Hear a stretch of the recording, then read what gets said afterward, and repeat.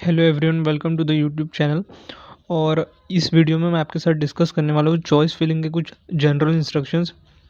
मैंने last video जो penalty for lapse of seat बताया था, उसमें मैंने काफ़ी सारे पॉइंट्स इसी चीज़ से रिलेटेड मैंने डिस्कस किया था। अभी जो MBBS BDS की चॉइस फिलिंग, उसके पहले भी मैं एक वीडियो बनाने वाला था, लेकिन नहीं, मैं बना नहीं पाया क्योंकि मेरी तबीयत थोड़ी ख़राब थी।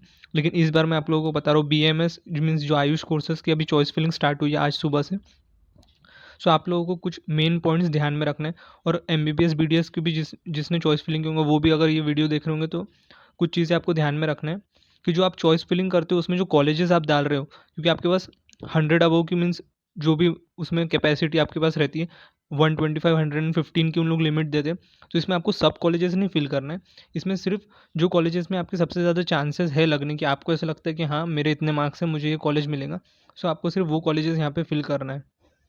सो इसमें कभी-कभी क्या होता है कि हम ऐसे कॉलेजेस डाल देते हैं, मीन्स अगर किसी के मार्क्स 500 के करीब है, और मैं एग्जांपल दे रहा हूँ, और उसको वेदांता कॉलेज उसने चॉइस फिलिंग में डाल दिया और उसको लग गया है।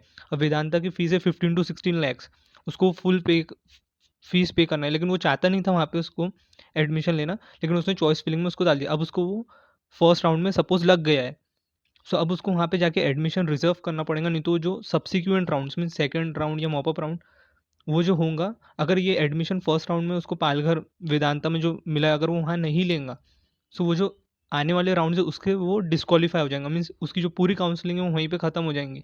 सो इसलिए आप ऐसे कॉलेजेस डालिए जहाँ पे आपको एडमिशन, आप खुद प्रेफर कर रहे हैं कि मुझे यहीं पे एडमिशन मिले, सो वो ज़्यादा अच्छा रहेगा। नहीं तो आप एक्स्ट्रा के कॉलेजेस डालेंगे, वो आपको लग गया तो वहाँ पे जाके आपको एडमिशन रिजर्व करना पड़ेगा। मेरा बोलने का मतलब ये। और अब चॉइस फिलिंग में मीन्स ऑर्डर कैसा होता है, ये वर्क कैसे करता है, मैं आपको वो समझाता हूँ। जैसे सामने आपको ये शेड्यूल दिख रहा है, इसमें ये 5 पॉइंट लिखे हुए हैं। तो आप सपोज़ करिए कि ये 5 कॉलेजेस हैं, मीन्स आपने फर्स्ट पे एक डाला, सेकंड पे एक डाला, थर्ड, फोर्थ और फिफ्थ, ये 5 कॉलेजेस आपने डाले। अब फर्स्ट राउंड की जो लिस्ट लगेंगी, उसमें हो सकता है आपको फोर्थ वाले नंबर का कॉलेज लग गया है। सो ये फोर्थ वाले कॉलेज में आप जाएंगे, मीन्स फोर्थ नंबर पे जो भी कॉलेज लिखा होगा, वहाँ पे जाके आप एडमिशन लेंगे। अब फर्स्ट राउंड का आपका एडमिशन हो गया है रिजर्व, आपने स्टेटस रिटेंशन फॉर्म फिल नहीं करा क्योंकि आप चाहते हैं कि आपका अपग्रेड हो। सो अब सेकंड मीन्स सेकंड राउंड और मॉपअप राउंड में क्या हो सकता है, अब फोर्थ कॉलेज आपको अलॉट होता है, इसके ऊपर के जो कॉलेज बचे हुए अपग्रेड में, जो कॉलेज अलॉट होता है उसके ऊपर के जो कॉलेज होते हैं उनको प्रेफरेंस मिलती है। अब हो सकता है कि सेकंड राउंड में आपको सेकंड नंबर का जो कॉलेज है ये मिल जाए। सो इसे कहते हैं अपग्रेडेशन। सो ऐसा वर्क करता है चॉइस फिलिंग। अब आप समझ गए होंगे, एकदम मैंने बेसिक से समझा दिया है कि सपोज 5 कॉलेजेस हैं। बहुत लोगों को पता होगा, जिनको नहीं पता है सिर्फ ये उनके लिए। आपको फर्स्ट राउंड में अगर फोर्थ नंबर का कॉलेज लगता है, तो आने वाले राउंड्स में आपका अपग्रेड में ये जो 3 बचे हुए कॉलेज है, इसमें से कोई एक कॉलेज आपको मिलेगा। ऐसा ये वर्क करता है।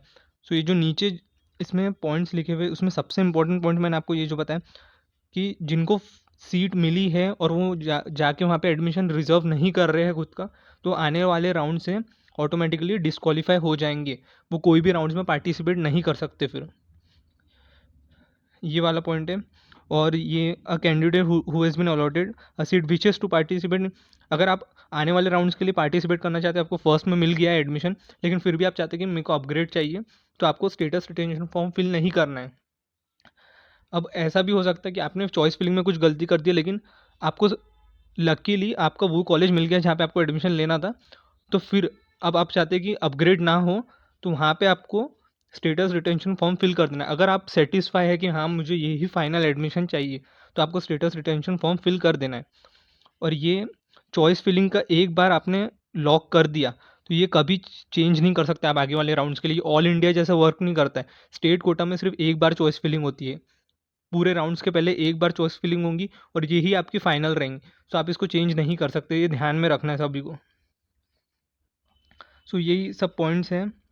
और जो सेकंड राउंड और सब्सिक्वेंट राउंड्स का शेड्यूल है, वो लोग ये लोग डिक्लेयर करेंगे। लेकिन अभी फर्स्ट राउंड के लिए जो चॉइस मीन्स पूरे राउंड्स के लिए जो मेन चॉइस फिलिंग स्टार्ट हो गई। सो आप लोग, अब सभी लोग अपना टाइम लेना है आप लोगों को। आपको देखना है कौन से कॉलेजेस का लो कट ऑफ है, जिनके मार्क्स कम है, यहाँ पे हम लोग अप्लाई करेंगे तो हमको सीट मिल जाएंगी। 240 सीट्स इंक्रीज़ हुई है। मैं जो 4 न्यू कॉलेजेस है, सब में अगर 60 सीट्स इंक्रीज़ हुई, मीन्स 240 सीट्स का इंक्रीमेंट है। मीन्स कट ऑफ जो पहले था उससे मीन्स 240 सीट्स उसमें और ऐड होंगी, तो और थोड़ा नीचे नीचे जाएगा। सो हो सकता है कि जो स्टूडेंट्स जो एकदम बाउंड्री पे थे पिछले साल, हो सकता है उनको ये साल मिल जाए एडमिशन कॉलेजेस में। सो सभी को बेस्ट ऑफ लक है, लेकिन आप लोग को अपने पेरेंट्स से डिस्कस करना है और 5 से 10 कॉलेज की ऐसी लिस्ट बनाओ जहाँ पे आपके ज़्यादा चांसेस है, तो आप उसमें सेफ रहेंगे। पूरे कॉलेजेस आप 50-60 भर देंगे और उसमें से कोई भी कॉलेज आपको लगता रहेगा तो आपको वहाँ पे जाके एडमिशन लेना रहेगा।